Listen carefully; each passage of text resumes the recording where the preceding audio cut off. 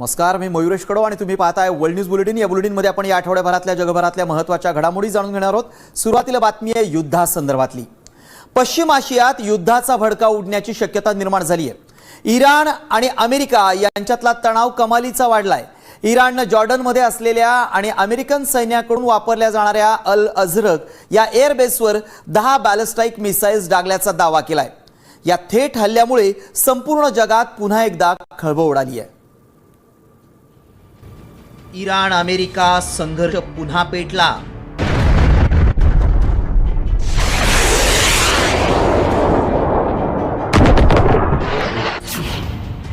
जॉर्डनमधील American एअरबेसवर इराणचा हल्ला।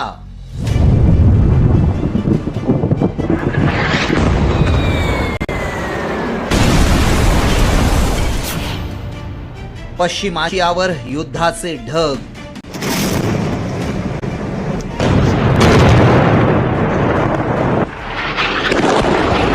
America आणि इराण यांच्यातला तणाव निवळलाय असं वाटत असतानाच आता पुन्हा एकदा नवा वाद पेटण्याची चिन्ह निर्माण झाली आहे। इराणनं जॉर्डनमधील अल अझरक एअरबेसवर बॅलिस्टिक क्षेपणास्त्र डागल्याचा दावा केलाय।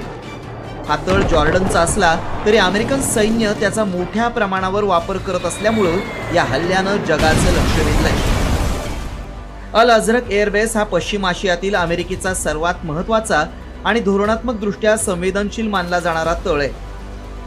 या स्थळावर इराणनं 10 शक्तिशाली बॅलिस्टिक मिसाईल डागल्याचा दावा केलाय। इराणच्या रिव्होल्युशनरी गार्ड्सनं या हल्ल्याची जबाबदारी स्वीकारली आहे। अमेरिकेनं नुकताच केलेल्या लष्करी कारवायांना चोख प्रत्युत्तर देण्यासाठी हा हल्ला करण्यात आल्याचं इराणनं म्हटलंय। हा एअरबेस अधिकृतपणे जॉर्डनचा असला तरी या तळावरून अमेरिकन सैन्य आपलं मोठं लष्करी अभियान चालवतं, त्यामुळेच इराणनं या तळाला मुख्य लक्ष्य केलंय। दरम्यान इराणनं 10 क्षेपणास्त्र डागल्याचा दावा केला असला तरी जॉर्डनच्या सैन्यानं इराणचा हा प्रयत्न हाणून पाडलाय। जॉर्डनच्या लष्करानं दिलेल्या माहितीनुसार त्यांच्या अत्याधुनिक एअर डिफेन्स सिस्टमनं इराणची बहुतांश क्षेपणास्त्र रोखली आणि हवेतच नष्ट केली। काही मिसाईल्सचा मलबा जमिनीवर पडला, मात्र यात सुदैवानं कोणतीही जीवितहानी किंवा मोठं नुकसान झालेलं नाही। या हल्ल्यानंतर इराणनं आक्रमक बाणा कायम ठेवलाय। हल्ल्यानंतर इराणनं अमेरिकेला थेट इशारा दिलाय। अमेरिकेनं पुन्हा कारवाई केल्यास या भागातील इतर अमेरिकन तळांना लक्ष्य केलं जाईल असा थेट इशारा तेहराननं दिलाय। त्यामुळे पश्चिम आशियातला तणाव आणखी वाढण्याची शक्यता व्यक्त केली जातीये। एकीकडे मिसाईल हल्ले, दुसरीकडे प्रत्युत्तराची भाषा। आता अमेरिकेची पुढची चाल काय असणार याकडे संपूर्ण जगाचं लक्ष लागलंय। साम टीव्ही न्यूज।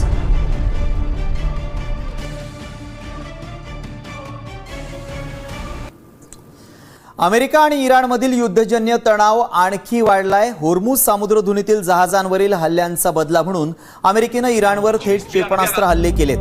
अमेरिकेचे राष्ट्राध्यक्ष डोनाल्ड ट्रम्प यांच्या आदेशानंतर झालेल्या या भीषण हल्ल्यांमुळे इराणचे अनेक भाग हादरले असून एका फायटर पायलटचा मृत्यू झालाय।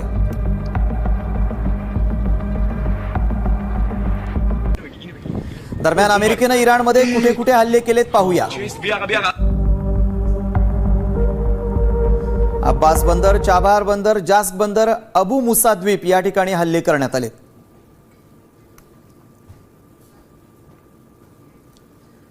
आता बातमी आहे ट्रम्प यांनी केलेल्या खळबळजनक दाव्याची। माझ्या हत्येचा कट रचला जात असून मी इराणच्या प्रत्येक हिट लिस्टमध्ये टॉपवर आहे असा खळबळजनक दावा ट्रम्प यांनी केलाय। अमेरिकेनं इराणच्या 80 तळांवर केलेल्या हल्ल्यानंतर ट्रम्प यांनी ही मोठी घोषणा केली आहे। आतापर्यंत नशिबानं साथ दिली पण ती नेहमीच चालेल असं नाही असं सांगत ट्रम्प यांनी इराणचा उल्लेख थेट कॅन्सर असा केलाय। Their leaders are gone. They had leaders, they're gone, and they had another set of leaders, they're gone. Now they have another set of leaders, they may be gone. Who knows? And you know what? I may be gone too, because I'm their number one target. It's out all over the place. I'm their number one because they're scum. That's the way they act, and that's the way they've done it for 47 years. अमेरिकेच्या स्वातंत्र्याला 250 वर्ष पूर्ण होत असल्याच्या पार्श्वभूमीवर एक अनोखा आणि ऐतिहासिक उपक्रम राबवण्यात आला। तब्बल 408 किलो वजनाची टाइम कॅप्सूल फिलाडेल्फियामध्ये जमिनीत पुरण्यात आली आहे। आता ती थेट 2276 साली उघडली जाणार आहे। या कॅप्सूलमध्ये आजच्या अमेरिकेचं प्रतिबिंब जमपणाऱ्या अनेक दुर्मिळ वस्तू ठेवण्यात आल्या आहेत। पाहुयात त्यावरचाच हा स्पेशल रिपोर्ट. अमेरिकेनं 250 वर्षांसाठी जमिनीत पुरली टाइम कॅप्सूल.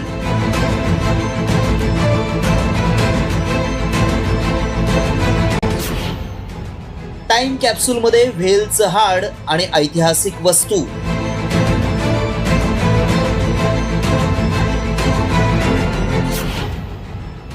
अडीचशे वर्षांनंतर उलगडणार 2026चा इतिहास.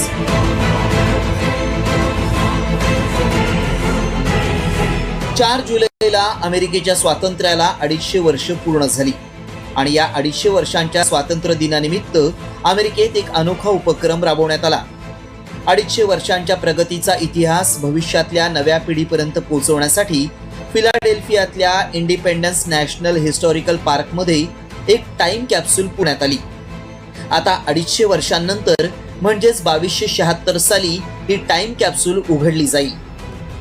या कॅप्सूलमध्ये 50 राज्य आणि सामान्य लोकांनी निवडलेल्या अविस्मरणीय वस्तू ठेवण्यात आल्या, ज्यामध्ये व्हेल माशाचं हाड, जगातील सर्वात मोठ्या जिप्सम वाळवंटातील वाळू, राईट बंधूंच्या विमानाचं कापड, एआयचं भाकीत आणि अनेक ऐतिहासिक दस्तऐवज या कॅप्सूलमध्ये ठेवण्यात आले आहेत. सिलेंडरच्या आकाराची ही कॅप्सूल 10 फूट खोल जमिनीत पुरवण्यात आली आहे.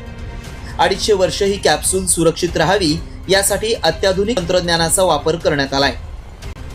गंजरोधक स्टेनलेस स्टीलचं सिलेंडर, हवाबंद सीलिंग, नियंत्रित 35% आर्द्रता आणि पाण्यापासून संरक्षण करणारी दुहेरी सुरक्षा व्यवस्था अशा अनेक उपाययोजना करण्यात आहेत. टाइम कॅप्सूल म्हणजे काळाचा जिवंत दस्तऐवज असतो. यात फक्त वस्तू नसतात, तर त्या काळातील समाज, तंत्रज्ञान, संस्कृती आणि विचार पुढील पिढ्यांसाठी जतन केले जातात. त्यामुळे भविष्यातील लोकांना इतिहास प्रत्यक्ष वस्तूंमधून समजून घेण्याची संधी मिळते. जगात याआधीही अनेक प्रसिद्ध टाइम कॅप्सूल तयार करण्यात आले आहेत. क्रिप्ट ऑफ सिव्हिलायझेशन ही कॅप्सूल 8113 साली उघडली जाणार आहे. तर 1939 मध्ये न्यूयॉर्कमध्ये दफन करण्यात आलेली वेस्टिंग हाऊस टाइम कॅप्सूल 6939 साली उघडण्याची योजना आहे. भारतातही 1973 मध्ये दिल्लीत कलपात्र नावाची टाइम कॅप्सूल पुरवण्यात आली होती. आता 250 वर्षांनंतर जग किती बदललेलं असेल याचा अंदाज बांधणंही कठीण आहे. मात्र या टाइम कॅप्सूलच्या माध्यमातून 2026 मधील अमेरिकेचं सामाजिक, सांस्कृतिक आणि तांत्रिक चित्र जसंच्या तसं भविष्यातल्या पिढ्यांसमोर उलगडणार एवढं मात्र नक्की. रिपोर्ट साम टीव्ही न्यूज.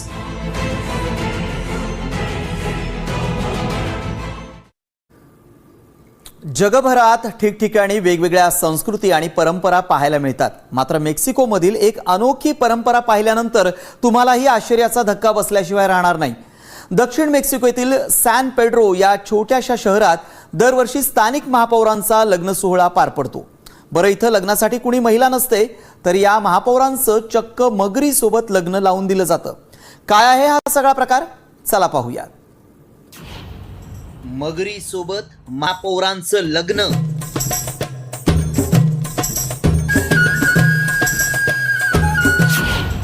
मेक्सिकोतील 230 वर्षांची अनोखी परंपरा.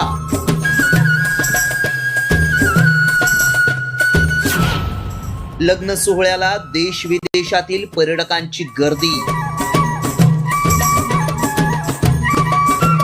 दक्षिण मेक्सिकोतील सॅन पेड्रो हा मेलुला. दरवर्षी इथं रंगतो एक अनोखा विवाह सोहळा.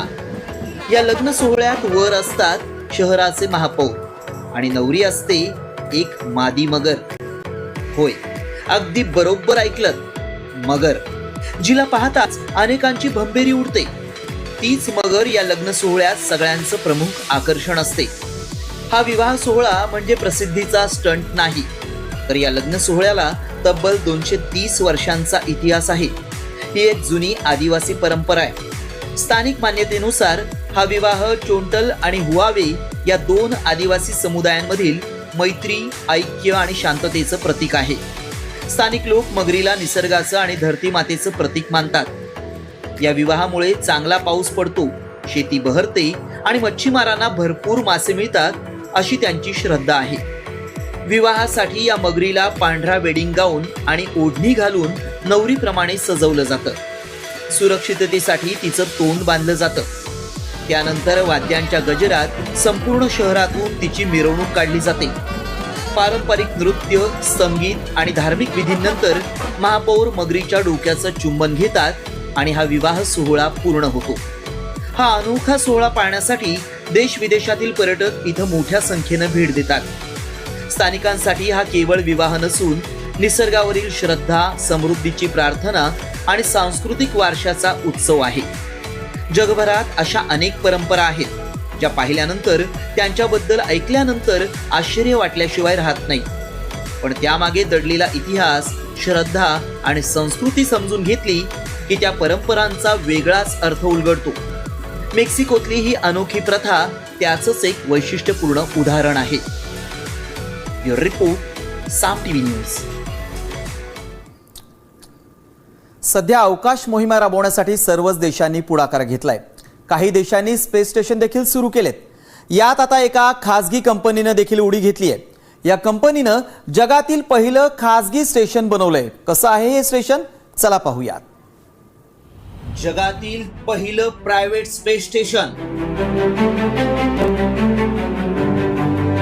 हेवन 1 रचणार नवा इतिहास. लोकांनाही स्पेस स्टेशन मध्ये राहता येणार.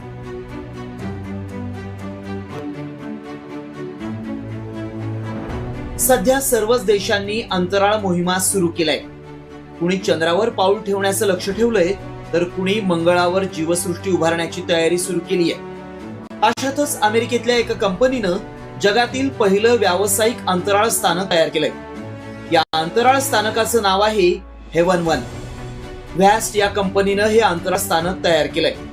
मे महिन्यात या स्थानकाचं प्रक्षेपण होईल. कसं आहे हे व्यावसायिक अंतराळ स्थानक, पाहूया.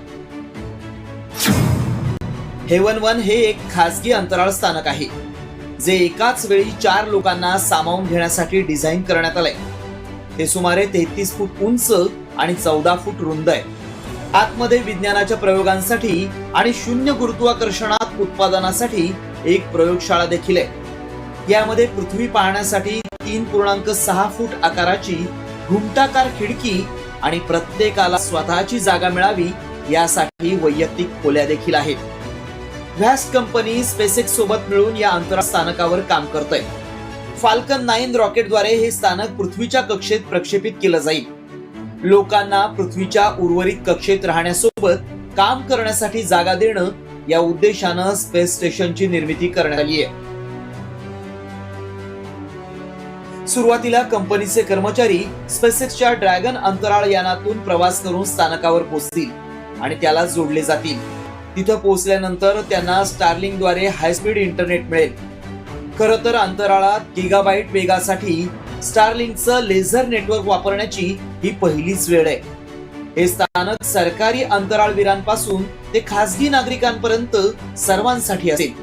प्रत्येक मोहिमेवर 4 कर्मचारी असतील, जे संशोधन करण्यासाठी किंवा नवीन तंत्रज्ञानावर काम करण्यासाठी सुमारे 2 आठवडे तिथं राहतील. हे स्थानक 3 वर्ष कक्षेत राहील. त्या काळात व्हॅस्ट कंपनी 4 वेगवेगळ्या मानवी मोहिमा आयोजित करण्याची योजना आखतोय. जेव्हा स्थानकावर कुणीही नसेल तेव्हा कंपनी कृत्रिम गुरुत्वाकर्षणाची चाचणी करण्यासाठी त्याचा वापर करेल. ब्युरो रिपोर्ट, साम टीव्ही न्यूज. तंत्रज्ञान जगतातील बलाढ्य कंपनी मायक्रोसॉफ्टनं आपल्या कर्मचाऱ्यांना मोठा धक्का दिलाय. कंपनीनं तब्बल 4,000हून अधिक कर्मचाऱ्यांची कपात केली आहे. मात्र IT क्षेत्रातील हजारो कर्मचाऱ्यांना नोकऱ्या गमावण्याची वेळ का येतेय, पाहूयात त्यावरचा हा स्पेशल रिपोर्ट. मायक्रोसॉफ्टनं 4,800 कर्मचाऱ्यांना काढलं.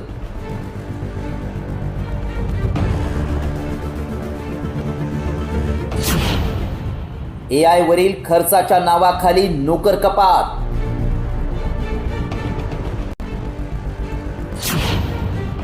AI मुळे IT क्षेत्रात नोकऱ्यांवर संक्रांत. जगातील दिग्गज तंत्रज्ञान कंपनी मायक्रोसॉफ्टनं यंदाच्या वर्षात दुसरी नोकर कपात केली आहे. मायक्रोसॉफ्ट कंपनीनं आपल्या एकूण कर्मचाऱ्यांपैकी 2.1% म्हणजेच तब्बल 4,000हून अधिक कर्मचाऱ्यांना कामावरून काढून टाकण्याचा निर्णय घेतलाय. त्यामुळे तंत्रज्ञान क्षेत्रातील नोकरदार वर्गावर भीतीचं वातावरण निर्माण झालंय. मायक्रोसॉफ्टनं घेतलेल्या नोकर कपातीमागचं नेमकं कारण काय आहे पाहूया. मायक्रोसॉफ्ट कंपनी सुमारे 4,800 ते 5,500 कर्मचाऱ्यांना कामावरून काढणार आहे. नवीन आर्थिक वर्षाच्या नियोजनानुसार कंपनी 2.5% कर्मचारी कपात करणार आहे. सेल्स, कन्सल्टिंग आणि एक्सबॉक्स गेमिंग विभागातील कर्मचाऱ्यांवर थेट परिणाम होईल. AI तंत्रज्ञान क्षेत्रातील गुंतवणूक आणि पायाभूत सुविधांचा विकास करण्यासाठी हा निर्णय घेण्यात आलाय. 2026च्या पहिल्या 6 महिन्यात मायक्रोसॉफ्टच्या शेअर्समध्ये तब्बल 23% घसरण झाली आहे. AI तंत्रज्ञानावरील वाढता खर्च आणि व्यवसायात कार्यक्षमता आणण्यासाठी कंपनीने हे पाऊल उचलल्याचं सूत्रांनी म्हटलंय. इतकंच नाही तर व्यावसायिक गणित चुकल्यामुळं कंपनीला एक्सबॉक्सच्या पुनर्रचनेचा निर्णय घ्यावा लागल्याचं गेमिंग विभागाचं म्हणणं आहे. एकूणच AI आणि अन्य कारणांमुळे यंदा वर्षाच्या सुरुवातीपासूनच जगभरातील अनेक तंत्रज्ञान कंपन्यांनी नोकर कपातीचं धोरण राबवण्यास सुरुवात केली आहे. त्यामुळे जगभरातील IT क्षेत्रातल्या नोकरदार वर्गावर नोकर कपातीची टांगती तलवार कायम आहे. ब्युरो रिपोर्ट, साम TV न्यूज.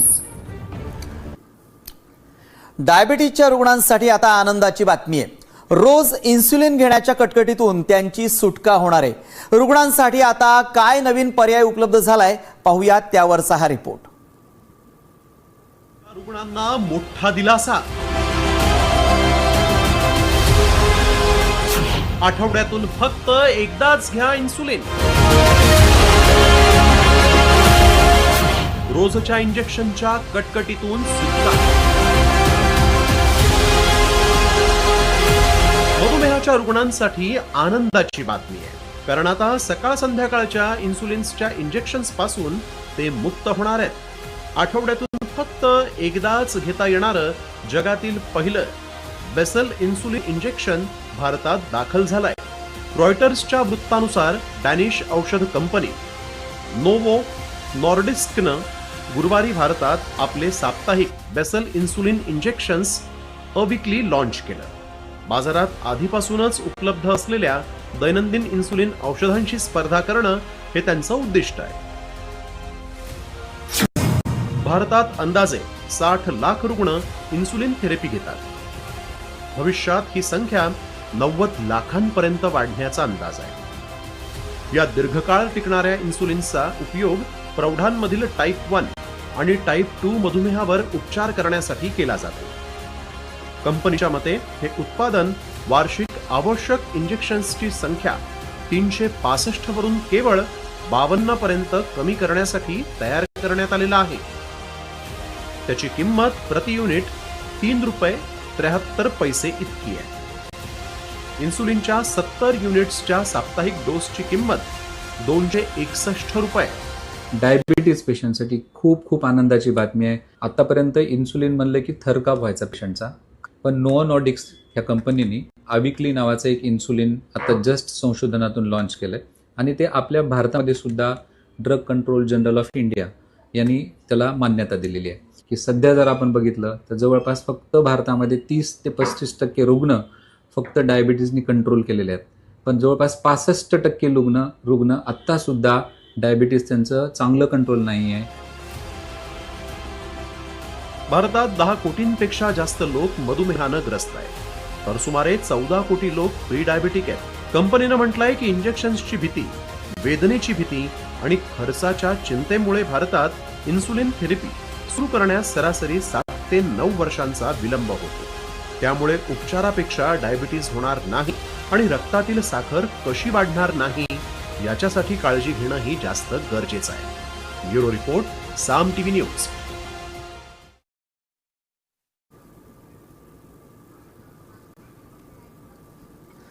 भारतातल्या रस्त्यांवर धावणाऱ्या ई रिक्षांचे कंट्रोल चीनी ॲपच्या मदतीनं होत असल्याची धक्कादायक माहिती समोर आली आहे. या संदर्भातले व्हिडिओ देखील सोशल मीडियावर व्हायरल होत आहेत. या चीनी ॲपमुळे देशातील सायबर सुरक्षेला धोका निर्माण झालाय का पाहूयात त्यावरचाच हा रिपोर्ट. धावत्या ईव्ही बंद करणारं ॲप,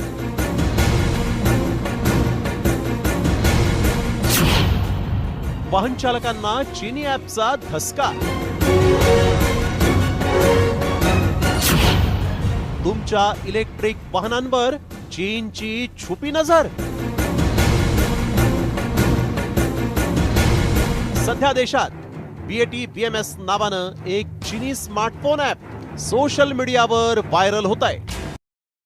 या ऍपचा वापर करून काही जण ब्लूटूथद्वारे ई रिक्षा किंवा इतर इलेक्ट्रिक वाहनं लांबच्या अंतरावरून बंद करत असल्याची धक्कादायक माहिती समोर आली आहे.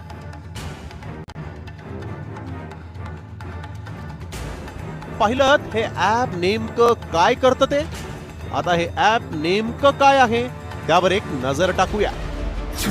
BAT BMS हे ऍप इलेक्ट्रिक वाहनांमध्ये वापरल्या जाणाऱ्या बॅटरी मॅनेजमेंट सिस्टीमशी जोडलेलं बॅटरी मॅनेजमेंट ऍप आहे.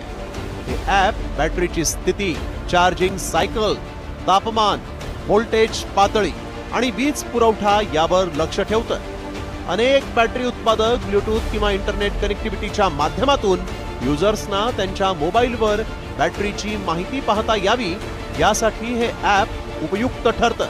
नाही, सगळ्या गाड्यांना याचं कनेक्शन होत नाही. सर्व ई रिक्षांना सुद्धा होत नाही. काही ठराविक प्रकारच्या ई रिक्षा, आणि त्या सुद्धा मी म्हणाल की ई रिक्षाचं कनेक्शन नाहीये, त्याला लावलेल्या बॅटरीचं कनेक्शन आहे.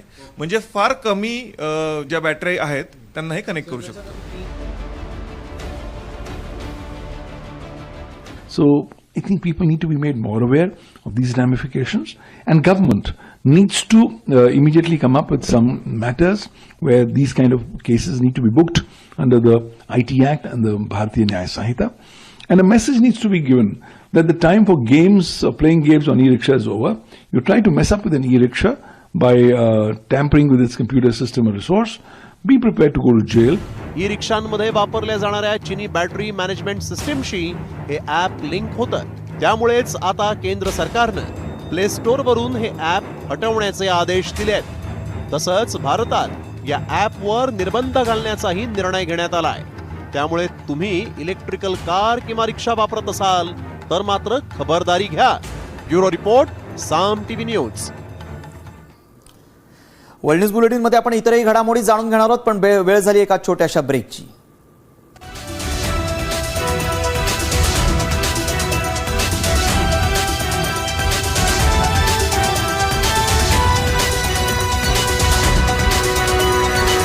ब्रेकनंतर आपलं पुन्हा एकदा स्वागत. आता जगभरातल्या इतरही महत्त्वपूर्ण घडामोडी पाहूयात, अर्थात झटपट. इराणचे सर्वोच्च नेते आयातुल्ला खोमेनी यांना शोकाकुल वातावरणात अखेरचा निरोप देण्यात आला. त्यांच्या अंत्यसंस्काराच्या कार्यक्रमाच्या शेवटच्या दिवशी हजारो लोक जमले होते. त्यांच्या मुलानं मुस्तफा खामेनीनं प्रार्थना केली. मात्र यावेळी नवीन सर्वोच्च नेते मोजतबा खामेनी तिथं उपस्थित नव्हते. आयातुल्ला खामेनी यांच्या अंत्यसंस्काराच्या वेळेस अनेकांना अश्रू अनावर झाले. 3 जुलैपासून त्यांच्या अंत्यविधीला सुरुवात झाली. शिया परंपरेनुसार काळे कपडे घालून लाखो नागरिकांनी तेहरानमध्ये गर्दी केली होती. यावेळी जनसमुदायानं अमेरिका आणि इस्रायल विरोधात घोषणाबाजी करत त्यांच्या हत्येचा बदला घेण्याची मागणी केली. इराणनं त्यांचे माजी सर्वोच्च नेते आयातुल्ला अली खामेनी यांच्या निवासस्थानाचा एक व्हिडिओ प्रसिद्ध केलाय. अमेरिका आणि इस्रायलनं केलेल्या हवाई हल्ल्यानंतर खामेनींचा निवासी भाग पूर्णपणे उद्ध्वस्त झालाय. या व्हिडिओमध्ये खामेनी यांच्या निवासस्थानाचा भाग असलेल्या इमाम खामेनी हुसेनिया परिसराचं मोठं नुकसान झालंय. याच ठिकाणी खामेनी यांचे सर्व धार्मिक आणि अधिकृत कार्यक्रम होत होते. इंडोनेशियातील एका कार्यालयात ह्युमनाइड रोबोटनं सहकाऱ्यांवर हल्ला केल्याचा व्हिडिओ समोर आलाय. व्हिडिओमध्ये रोबोट आधी मार्शल आर्ट सारख्या हालचाली करताना दिसतो. त्यानंतर तो आपल्या मागे उभ्या असलेल्या हँडलरकडे वळतो आणि दुसऱ्या एका व्यक्तीला लाथ मारत असल्याचं दिसून येतंय. यामुळे रोबोटिक्सच्या धोक्यांबद्दल लोकांमध्ये भीती पसरली आहे. मात्र तपासणीत हा व्हिडिओ पूर्णपणे स्क्रिप्टेड असल्याचं समोर आलंय. रोबोटची चपळता, संतुलन आणि प्रतिसाद क्षमता दाखवण्यासाठी हँडलर्सनी हा मारामारीचा प्रसंग आधीच कोरिओग्राफ केला होता, अशी माहिती एका अहवालातून समोर आली आहे. वर्ल्ड न्यूज बुलेटिनमध्ये वेळ झाली. इथंच थांबण्याची. ताज्या घडामोडींसाठी तुम्ही पाहत राहा साम TV.